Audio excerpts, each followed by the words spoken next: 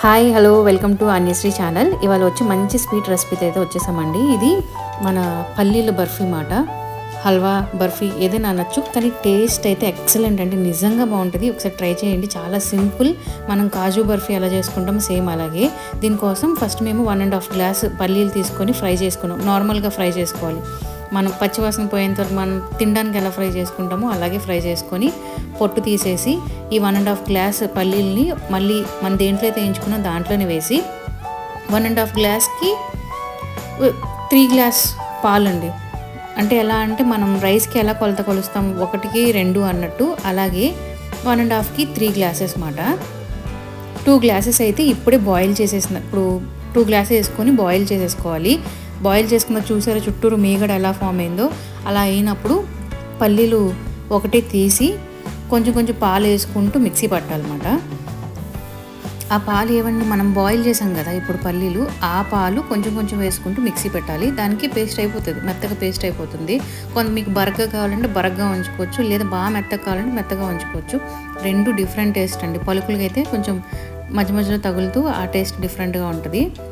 ఇలా పేస్ట్ అయిపోయిన తర్వాత మళ్ళీ మనం ముందుగానే చేసుకున్న కళాయిలోనే మళ్ళీ పేస్ట్ వేసేసుకొని, ఇంకా జార్లో కొంచెం అతుక్కుపోయి ఉంటుంది కదండి, దాంట్లో ఏంటంటే మనం ఇంకొక గ్లాస్ పాలు అయితే ముందు వేసుకుని ఉంచామో ఆ గ్లాస్ పాలు కూడా పోసి దానికి ఇంకొక గ్లాస్ వాటర్ కలిపి ఒకసారి జార్ని అలా కడిగేసి దాంట్లో పోసేసాం అంతే. అక్కడ 3 గ్లాస్ అయిపోయినాయి. 1 గ్లాస్ వాటర్ అన్నమాట. 1.5 గ్లాస్కి 3 గ్లాస్ పాలు, 1 గ్లాస్ వాటర్, అదే కొలత. సేమ్ ఎలాగే 1.5 గ్లాస్ మనం పల్లీలు తీసుకున్నామో అదే కొలతతో 1.5 గ్లాస్ బెల్లం తీసుకోవచ్చు. ఒకవేళ మీకు తీపి తినడం బాగుంటుంది అనుకుంటే కనుక మీరు 2 గ్లాస్ అయినా తీసుకోవచ్చు 1.5కి. ఎందుకంటే పాలు వేస్తాం కదండి మనం, ఆ టేస్ట్ అయితే ఈక్వల్గా ఉంటుంది. నేను వచ్చి ఇక్కడ ఏం తీసుకున్నానంటే 1 గ్లాస్ అనుకోండి, 1 గ్లాస్ పల్లీలు అయితే 2 గ్లాస్ బెల్లం తీసుకున్నాను, మీకు అర్థం అవ్వాలంటే అంతే. దీన్ని కంప్లీట్గా ఇలా మిక్స్ చేసుకుంటూ కొంచెం కలర్ అయితే చేంజ్ అవుతుందండి మనం వేసినప్పటికీ ఇప్పటికీ. అప్పుడు 1 స్పూన్ గీ వేసుకొని, గీ కొంచెం ఎక్కువే పడుతుంది. సేమ్ మనకి హల్వా కేసరి ఎలా చేస్తామో అలా గీ కొంచెం ఎక్కువే పడుతుంది. గీ వేసుకుంటూ ఇంకా మిక్స్ చేయాలి. చూసారా ఆ పేస్ట్ అనేది కలర్ చేంజ్ అయింది మనం గీ వేయకముందే. అప్పుడే కలర్ చేంజ్ అయిన తర్వాత ఇంకేది వేసుకొని కలుపుతూ ఉండాలి. మ్యాక్సిమం కాదండి, అసలు కలుపుతూనే ఉండాలి ఇది, లేదంటే అడుగంటేస్తుంది అన్నమాట కింద.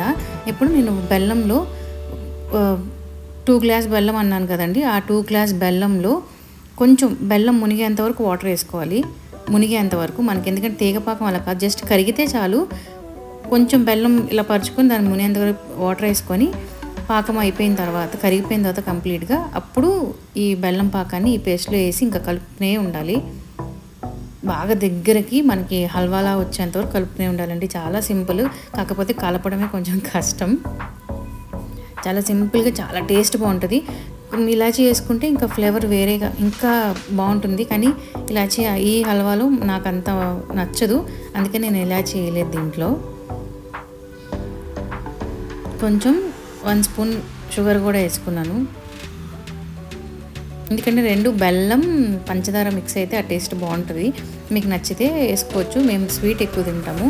కొలత అయితే మాత్రం 1 గ్లాస్కి 2 గ్లాస్ బెల్లం, 2 గ్లాస్ పాలు అంతే. ఇలా మిక్స్ చేస్తూనే ఉండాలండి. మిక్స్ చేస్తూ ఉంటే ఇంకా అది నెమ్మదిగా చిక్కబడింది. చూసారా ఫస్ట్ మనం వాటర్ వేసాము, పాలు వేసాం, చిక్కబడింది కదా, ఇంక ఇలా చిక్కబడుతూ వస్తుంది.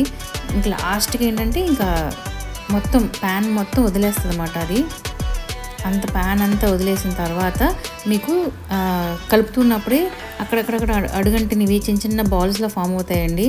అవి మీకు తింటున్నప్పుడు నోటికి సాగుతూ తగులుతాయి అన్నమాట. దానివల్ల ఇంకా టేస్ట్ ఎక్కువ ఉంటుంది. కానీ మీరు కలుపుతూనే ఉండాలి, ఆపితే మాత్రం అడుగంటుతుంది. మనం కలుపుతున్నప్పుడు కూడా మధ్య మధ్యలో అక్కడక్కడ చుట్టుపక్కల అంతా అక్కడక్కడ అడుగంటిందంతా చిన్న చిన్న బాల్స్గా ఫామ్ అయిపోతుంది అన్నమాట. చూసారు ఎలా చెక్కబడిపోయిందో. ఇంకా ఇది చెక్కబడిపోయి ప్యాన్కి నుంచి ఇలా వదిలేసి వచ్చేస్తుంది. ఇంకా అప్పుడు మనం దీన్ని అయిపోయినట్టే. ఇంకా అప్పుడు దీన్ని మనం ప్లేట్కి కొంచెం గీ రాసుకొని దాంట్లో వేసేసుకొని సర్వ్ చేసుకోవచ్చు. సూపర్ అంటే సూపర్ టేస్టీ ఉంటుందండి. ఇది చాలా సాఫ్ట్గా ఉంటుంది. కాజు బర్ఫీ చాలామందికి నాకు తెలిసిన ఇష్టం ఉంటుంది కదా, ఇది అంటే ఇష్టం లేని వాళ్ళు అంటూ ఎవరు ఉండరు. ట్రై చేయండి. ఈ స్వీట్ రెసిపీ నచ్చినట్టయితే ప్లీజ్ లైక్ చేసి, షేర్ చేసి, సబ్స్క్రైబ్ చేయండి. ఆన్య ఛానల్ని సపోర్ట్ చేసిన వాళ్ళు అవుతారు.